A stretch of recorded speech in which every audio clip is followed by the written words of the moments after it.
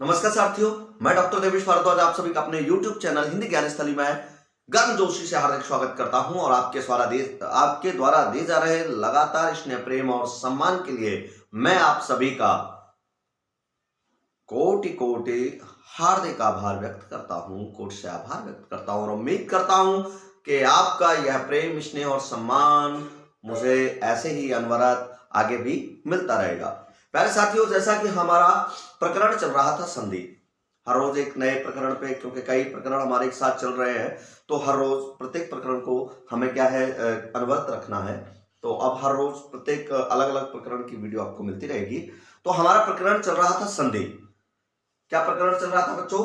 हमारा प्रकरण चल रहा था संधि, और संधि में हम बात कर रहे थे व्यंजन संधि की। आप लोगों को मैंने संधि के कुछ उदाहरण पूछे थे, याद होगा आपको। मैंने एक वीडियो में आपको लगभग 15-20 शब्द दिए थे, 20-22 जो भी शब्द होंगे, मैंने आपको बहुत सरल सरल से शब्द दिए थे कि इनका आपको संधि विच्छेद करना है, नहीं आना है तो आपको पूछना है। तो ना ही आपने कमेंट बॉक्स में उनका कोई उत्तर मुझे रिप्लाई करके भेजा और ना ही आपने मुझसे पूछा। तो प्यारे साथियों, उनके विषय में मैं आपसे कोई चर्चा नहीं करूंगा, क्योंकि यदि आपको वो नहीं आते तो आप मुझसे जरूर पूछते, या तो वो आपको आ गए हैं या आप पूछना नहीं चाहते। अगर आप पूछना नहीं चाहते तो मैं ज्ञान देना नहीं चाहता, मैं आपको उनका कोई उत्तर बताने वाला नहीं हूं। जो भी मुझसे पूछेगा मैं उसका जवाब दूंगा। ठीक है प्यारे साथियों, तो अब हम आगे बात करते हैं संधि में। हम संधि में बात कर रहे थे प्रथम नियम की। किसकी? प्रथम नियम की। और प्रथम नियम के तहत मैंने आपको बताया था संधि का प्रथम नियम है कि यदि किसी भी वर्ग का प्रथम वर्ण, जैसे कि क, च, ट, त और प के पश्चात, है ना, किसी भी वर्ग के प्रथम वर्ण के पश्चात, किसी भी वर्ग के प्रथम वर्ण के पश्चात यदि किसी भी वर्ग का क्या आता है, तृतीय चतुर्थ पंचम वर्ण आता है। पंचम को हम नहीं बोलेंगे। यदि किसी वर्ग के प्रथम वर्ण के पश्चात किसी भी वर्ग का क्या आता है, तृतीय और चतुर्थ वर्ण आता है। वैसे तो बेटा पंचम वर्ण भी आता है, घोष वर्ण के अंतर्गत तृतीय चतुर्थ पंचम वर्ण होते हैं। किसी भी वर्ग के प्रथम वर्ण के पश्चात कोई घोष वर्ण, तो घोष वर्ण में तो तृतीय चतुर्थ और पंचम वर्ण भी होते हैं, जैसा मैं आपको पहले बता चुका हूं।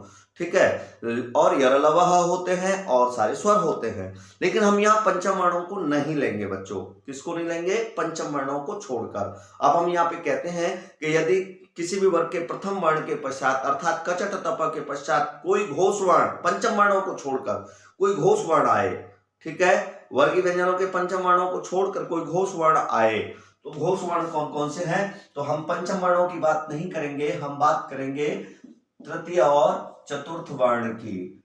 ठीक है, तृतीय और चतुर्थ वर्ण की।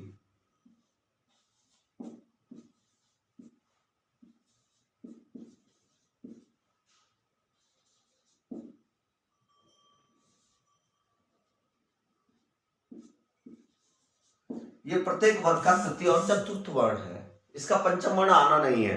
और क्या आए बच्चों? य आए, र आए, ल आए, व आए अथवा ह आए। ठीक है, यदि कचट तप के पश्चात किसी भी वर्ग का द्वितीय वर्ण, तृतीय वर्ण, किसी भी वर्ग का तृतीय वर्ण, चतुर्थ वर्ण अथवा यरलवः अथवा कोई भी स्वर, कोई भी स्वर, है ना, सभी स्वरों की बात हो रही है यहाँ, इनमें से सभी स्वरों में से कोई सा भी स्वर आए, तो ये जो कचट तप है ये क्रमशः, ये कचट तप क्रमशः अपने ही वर्ग के तृतीय वर्ण में, अपने ही वर्ग के तृतीय वर्ण में क्रमशः ग, ज, ड, द, ब में परिवर्तित हो जाते हैं। तो कचट तप क्रमशः ग, ज, ड, द, ब में प्रयुक्त परिवर्तित हो जाते हैं। कचट तप क्रमशः किस में बदल जाते हैं? ग, ज, ड, द, ब में बदल जाते हैं। ये नियम यहाँ पे चल रहा था बच्चों, और इसी के उदाहरण अब हम यहाँ पे कराते हैं आपको। ठीक है, यहाँ पर आप देखें इसके उदाहरण कैसे हैं, इसको अब हम यहाँ पे देख लेते हैं। उदाहरण देखते हैं इसके। जैसे बच्चों अगर हम बात करें, इसको नहीं कर, अगर हम बात करें जैसे वाक, ठीक है, वाक, क आ गया, ठीक है। और इसके बाद मैंने लिख दिया दान। क्या लिख दिया? दान। तो क किसी भी वर्ग का फर्स्ट प्रथम वर्ण है और दान किसी भी वर्ग का तृतीय वर्ण है, ठीक है। तो अब क को क्या करना है? अपने ही वर्ग के तृतीय वर्ण में बदलना है। किस में बदलना है? अपने ही वर्ग के तृतीय वर्ण में बदलना है। तो का किस में बदल जाएगा? दा में गा में बदल जाएगा। तो क्या हो जाएगा? वागदान। क्या हो जाएगा? वागदान। अगर यहां पे हमने लिख दिया ऋच, क्या लिख दिया बच्चों? ऋच प्लस अंत। क्या लिख दिया? ऋच प्लस अंत, ठीक है। ऋच प्लस अंत। ऋच माने प्रत्यय होता है, किसी भी शब्द के अंत में प्रत्यय लगा है, हलंत लगा है। तो ऋच प्लस अंत, तो ऋच प्लस अंत बराबर, अब च के बाद क्या है? ये किसी वर्ग का तीसरा वर्ण नहीं है, चौथा वर्ण नहीं है, यरलवह नहीं है, लेकिन क्या है? किसी स्वर में से है। अ क्या है? स्वर है, कोई स्वर आया है। तो च अपने ही वर्ग के तीसरे वर्ण में, अपने ही वर्ग के तीसरे वर्ण में मतलब ज में बदल जाएगा। तो क्या हो जाएगा बच्चों? तो यहाँ पे हो जाएगा ऋजंत। क्या हो जाएगा? ऋजंत। ऐसे हो जाएगा अच प्लस अंत अजंत, ठीक है। ऐसे क्या हो जाएगा? अच प्लस अंत अजंत, ठीक है। क्या हो जाएगा? अच प्लस अंत अजंत। अगर हम यहां पे बात करें जैसे जगत, तो ये किसी भी वर्ग का क्या है? प्रथम वर्ण है, ठीक है। और इसके बाद हमने लिख दिया गुरु। क्या लिख दिया? गुरु। तो ग किसी भी वर्ग का तीसरा वर्ण है। अब यहां पर ता किसमें बदल जाएगा? अपने ही वर्ग के तीसरे वर्ण में बदल जाएगा। तो बच्चों क्या हो जाएगा? जगत गुरु। क्या हो जाएगा? जगत गुरु। अगर यहां पे बच्चों हमने लिख दिया जगत प्लस अंबा, क्या लिख दिया? जगत प्लस अंबा, तो त के बाद कोई भी स्वर है, और कोई भी स्वर है तो त को किस में बदलना पड़ेगा? द में बदलना पड़ेगा। लेकिन बाद में स्वर है प्यारे बच्चों, और स्वर है तो ये स्वर इस दा में जुड़ेगा, जुड़ेगा कि नहीं जुड़ेगा? और जुड़ेगा तो यहाँ पे बिंदी हो जाएगी और ये हो जाएगा जगदम्बा। ऐसे ही जगत प्लस ईस क्या हो जाएगा? जगदीश। क्या हो जाएगा? जगदीश। अगर बेटा हमने यहाँ पे लिख दिया सट, क्या लिख दिया? सट। ट किसी भी वर्ग का प्रथम वर्ण है। ट क्या है? किसी भी वर्ग का प्रथम वर्ण है। और इसके बाद बेटा मैंने अगर लिख दिया राग, क्या लिख दिया? राग। अगर मैंने यहाँ पे राग लिख दिया तो यह यर अलावा र आ रहा है, तो ये क्या हो जाएगा? यहाँ पे हो जाएगा सड। अब ड हलंत वाला होगा, लेकिन रा पूरा है तो रा पूरा है तो पूरा रा ऐसे लिखा जाता है, तो ये हो जाएगा सडराग। क्या हो जाएगा? सडराग। अगर हमने यहाँ पे लिख दिया सट प्लस दर्शन, क्या लिख दिया? सट प्लस दर्शन, ठीक है। अब यहां देखिए ट है और ट के बाद आ रहा है द, किसी भी वर्ग का तीसरा वर्ण है यानी सघोष वर्ण है, तो ट किसमें बदल जाएगा? अपने ही वर्ग के तीसरे में बदल जाएगा। तो क्या हो जाएगा? सड दर्शन। क्या हो जाएगा? सड दर्शन, ठीक है। अगर हमने यहाँ पे लिख दिया सट प्लस यंत्र, क्या लिख दिया बच्चों? सट प्लस यंत्र, तो क्या हो जाएगा? टा बदल जाएगा डा में, क्योंकि ट के बाद आ रहा है य, यर लवह, तो क्या हो जाएगा? ये षड यंत्र। क्या हो जाएगा बच्चों? षड यंत्र, ठीक है। समझ में आ रहा होगा, उम्मीद कर रहा हूं। सट प्लस यंत्र षड्यंत्र।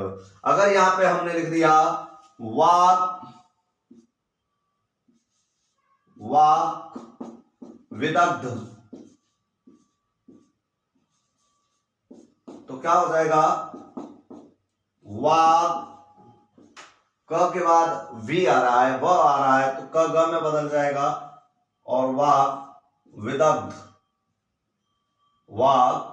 विदग्ध, ठीक है। अगर हमने यहां पे लिख दिया ऋक प्लस वेद, तो बच्चों क्या हो जाएगा, ऋग्वेद। क्या हो जाएगा, ऋग्वेद। ठीक है।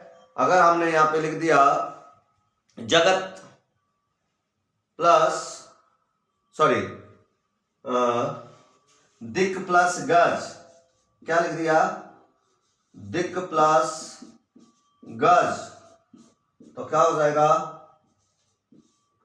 क के बाद किसी भी वर्ग का तीसरा वर्ण है तो क अपने ही वर्ग के तीसरे में बदल जाएगा, तो क किस में बदल जाएगा, गा में, और गज को जो का क्यों लिख देंगे बच्चों, तो क्या बन जाएगा, दिगंज, दिग्गज। क्या बन जाएगा, दिग्गज। और ऐसे ही अगर हमने यहां पे लिख दिया श्रीमत, श्रीमत, और यहां पे लिख दिया भागवत, तो शब्द क्या बनेगा बेटा, दोनों को मिलाकर त के बाद क्या आ रहा है, भा आ रहा है, किसी भी वर्ग का चतुर्थ वर्ण है, घोष वर्ण है, तो मत का त किस में बदल जाएगा, दा में बदल जाएगा, और शब्द बन जाएगा श्रीमद् भागवत। ठीक है, श्रीमद् भागवत। ऐसे देखिए इसको, ठीक है, श्रीमद् भागवत, तो श्रीमद् भागवत। ठीक है, मैं समझता हूं आपको ये समझ में आ रहा होगा। अगर मैंने यहां पे लिख दिया कि वाक प्लस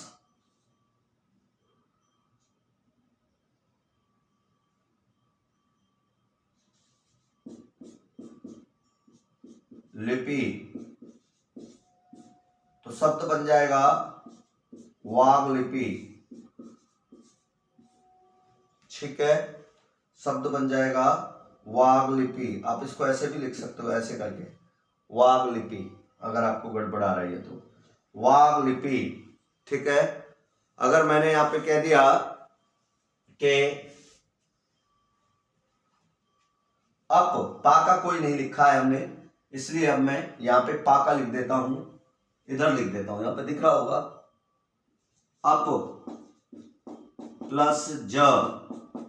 अब प के बाद ज किसी भी वर्ग का तीसरा वर्ण है, तो प किस में बदल जाएगा, बा में बदल जाएगा, तो क्या बन जाएगा, ब, और ज को मिला देंगे तो बन जाएगा अब्ज। ऐसे ही अगर हमने लिख दिया अप किसी भी वर्ग का पहला वर्ण है प, और इसके बाद लिख दिया द, ये किसी भी वर्ग का तीसरा वर्ण है, तो बन जाएगा अब्द। अब्द माने वर्ष भी होता है और अब्द माने बादल भी होता है। ठीक है प्यारे बच्चों, समझ में आ गया। बहुत सारे उदाहरण है इसके, और भी बहुत सारे उदाहरण है। विद्युत प्लस ध्वज बराबर विद्युत ध्वज, है ना जी। विद्युत प्लस ध्वज बराबर विद्युत ध्वज, वाक प्लस देवी बराबर वाग देवी, वाक प्लस ईश बराबर वागीश। ठीक है, वाक प्लस ईश्वर बराबर वागीश्वर। बहुत सारे है बेटा। वाक प्लस दान में करा ही चुका हूं, वागदान। और इसमें और भी है। ठीक है, जैसे सत्य प्लस धर्म सद्धर्म, सत्य प्लस आचार सदाचार, सत्य प्लस आशय सदाशय। ठीक है, भवत प्लस ये सबसे ज्यादा पूछा भी जाता है। ये शब्द मैं यहाँ पे आपको लिख देता हूं, भवत, भवत प्लस ईयर। अब देखिए ता के बाद ई क्या है, स्वर है, तो ता किस में बदल जाएगा, दा में बदल जाएगा बच्चों, और ई का स्वर इसमें जोड़ देंगे तो क्या बन जाएगा, भवदीय। क्या बन जाएगा, भवदीय।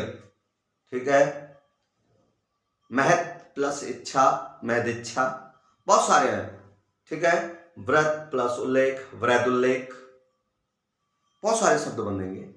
इनको, इस नियम को अपन यहीं पे समाप्त करते हैं और अगले नियम की चर्चा करते हैं। और अगला हमारा नियम है बेटा, इसी से रिलेटेड है अगला नियम, उसको हम देख लेते हैं। यहाँ पे अगला नियम है हमारा प्यारे बच्चों कि यदि किसी भी वर्ग के प्रथम वर्ण के पश्चात, ये तो थे बेटा घोष व्यंजन, तीसरा चौथा हमने कहा था पंचम वर्णों को छोड़कर कोई भी घोष व्यंजन, यदि किसी भी वर्ग के प्रथम वर्ण के पश्चात, इसको अघोष व्यंजन कहते हैं, तो किसी भी वर्ग के प्रथम वर्ण के पश्चात यदि कोई घोष व्यंजन आए पंचम वर्णों को छोड़कर, पंचम वर्णों को छोड़कर, तो वह अपने ही वर्ग के तीसरे वर्ण में बदल जाता है।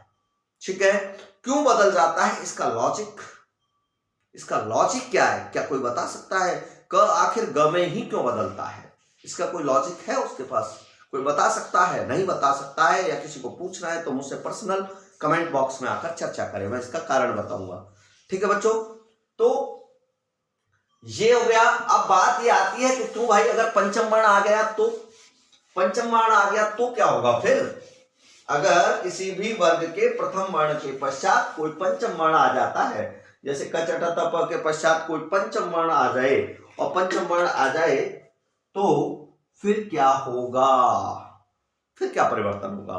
तो देखें मेरे प्यारे बच्चों, आपको पता होगा कि ये है पंचम वर्ण क वर्ग का, ये है च वर्ग का पंचम वर्ण, इसको मैं यहां पे लिखता हूं इनके सामने, क वर्ग का पंचम वर्ण, च वर्ग का पंचम वर्ण, ट वर्ग का पंचम वर्ण।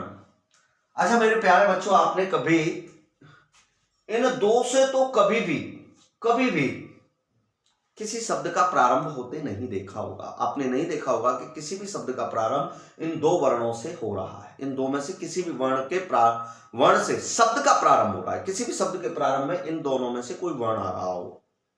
अभी इसका मैंने अनिच लिखा है, आपको ऐसे एक दो शब्द मिल जाते हैं। नमो नमो, नमोकार मंत्र जैनों का मिलता है, तो वो इस ण से शुरू होता है। हमारे यहाँ न को उनको ण उच्चारण कर दिया है, तो न का ण हो गया है, तो वहां नमो नमो वहां मिल जाता है। लेकिन इन दो से तो बिल्कुल नहीं मिलता, कदापि नहीं मिलता। ठीक है बच्चों, तो ये तो पंचम वर्ण आपको याद ही नहीं करना है। दिमाग में ज्यादा टेंशन लेने की जरूरत नहीं है, बिल्कुल टेंशन लेने की जरूरत नहीं है। तीसरे से भी बहुत ज्यादा वर्ण नहीं मिल रहे हैं। तो मूल रूप से तो बच्चों कौन सा आ गया फिर पंचम वर्ण? त वर्ग का पंचम वर्ण न है और प वर्ग का पंचम वर्ण म है। तो मूल रूप से तो आपको सबसे ज्यादा न और म इन दो के ही उदाहरण मिलेंगे। तो कहने का तात्पर्य है, यदि किसी भी वर्ग के प्रथम वर्ण के पश्चात कोई भी पंचम वर्ण आए, और कोई भी पंचम वर्ण में किसके आएंगे? न के और म के। सबसे ज्यादा उदाहरण किसके मिलेंगे? न के और म के। तो किसी वर्ग के प्रथम वर्ण के पश्चात यदि न और म आता है तो वर्ग का प्रथम वर्ण अपने ही वर्ग के पंचम वर्ण में परिवर्तित हो जाता है। तो वर्ग का प्रथम वर्ण अपने ही वर्ग के पंचम वर्ण में परिवर्तित हो जाता है। अगर क के बाद मान के चलो न आ गया है, तो क किसमें बदलेगा? इसमें बदल जाएगा।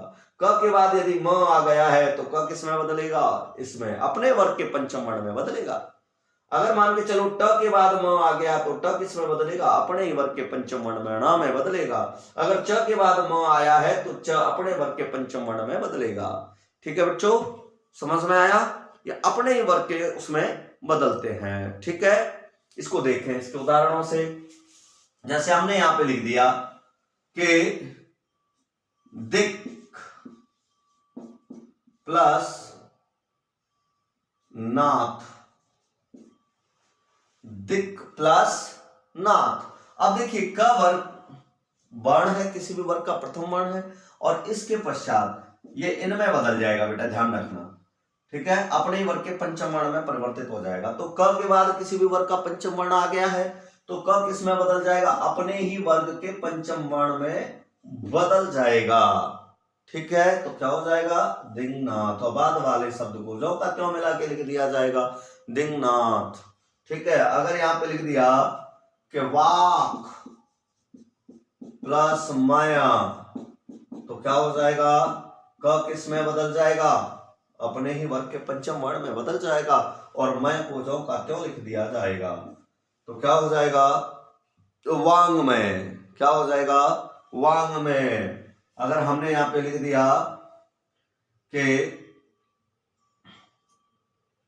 सट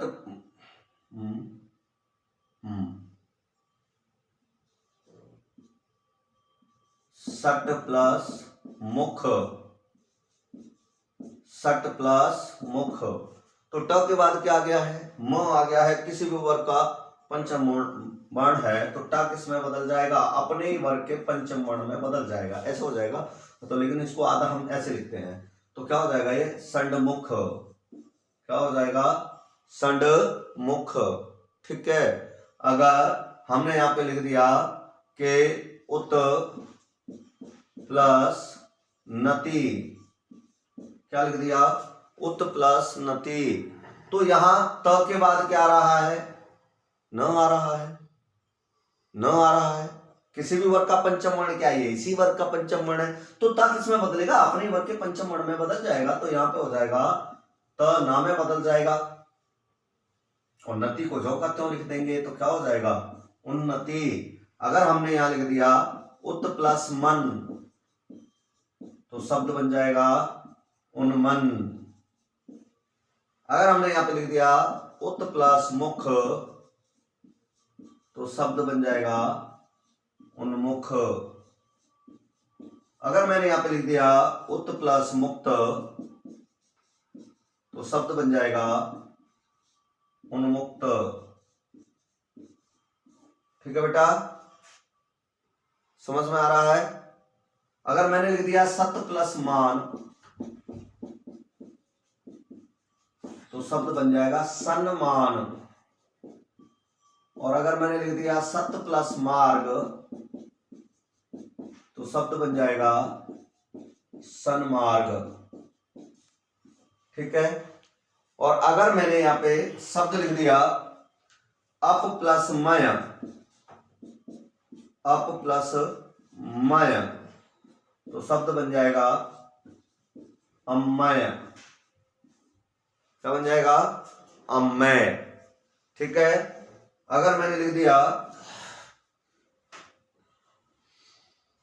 अप प्लस मय अम्मय,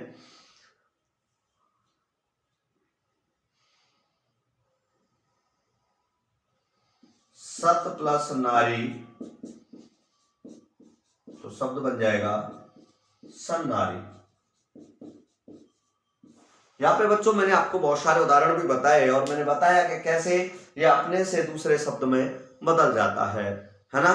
किस प्रकार वर्ग का प्रथम वर्ण अपने ही वर्ग के पंचम वर्ण में परिवर्तित हो जाता है, कब, जब उसके पश्चात किसी भी वर्ग का पंचम वर्ण, और खास तौर से न और म आते हैं। मैंने आपको बताया दो ही वर्ण आते हैं। तो जब किसी भी वर्ग के प्रथम वर्ण के पश्चात किसी भी वर्ग का पंचम वर्ण आता है, तो वर्ग का प्रथम वर्ण अपने ही वर्ग के पंचम वर्ण में परिवर्तित हो जाता है। ठीक है। तो इस प्रकार ये संधि यहाँ पे कंप्लीट हुआ, नियम नंबर 2। और हम बात करेंगे अगली वीडियो में, और कल फिर हम आपसे मिलते हैं अगले टॉपिक की एक नई वीडियो के साथ, और इस टॉपिक की नई वीडियो के साथ फिर मिलते हैं अगले दिन।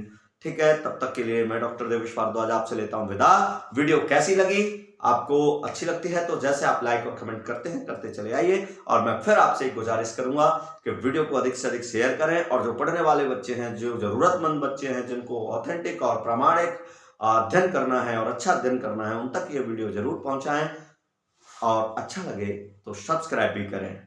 ठीक है साथियों, अपना बेल आइकन जरूर दबाएं, जिससे कि वीडियो अपलोड होते ही आप तक ये मैसेज पहुंच जाया करे कि यहां से वीडियो अपलोड कर दी गई है। ठीक है प्यारे बच्चों, तो मैं डॉक्टर देवेश भारद्वाज आपसे लेता हूं विदा। वंदे मातरम। धन्यवाद।